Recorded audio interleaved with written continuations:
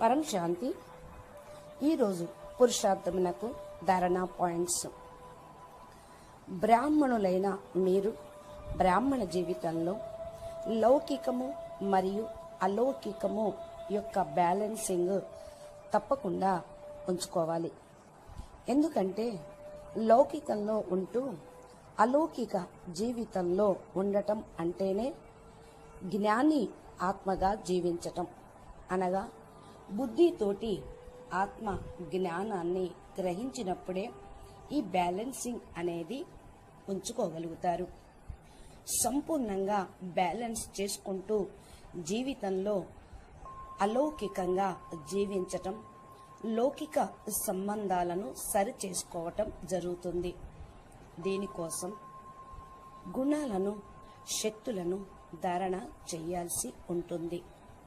బచ్చే, మీరు ప్రవృత్తి మార్గం వాళ్ళు, అనగా పవిత్ర గృహస్థ ఆశ్రమం వాళ్ళు, మరియు తమ కర్మ వ్యవహారంలోనూ మాటలోనూ ప్రత్యేకత అనేది కనపడుతూ ఉంటుంది.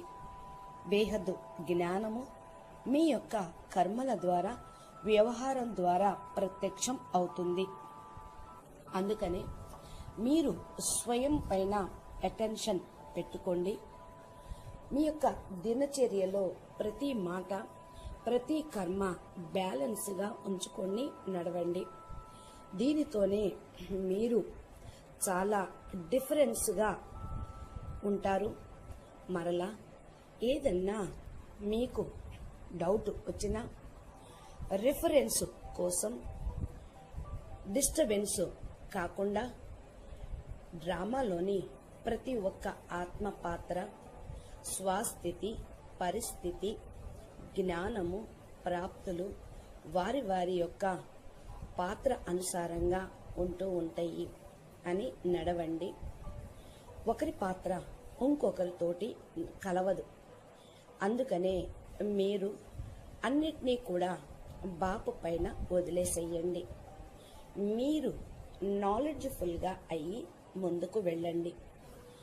ఎక్కడున్నా, ఏ విధంగా ఉన్నా బేహద్ జ్ఞానమును మీరు జీవితంలో ధారణ చేసుకొని మిమ్మల్ని మీరు సరి చేసుకోండి.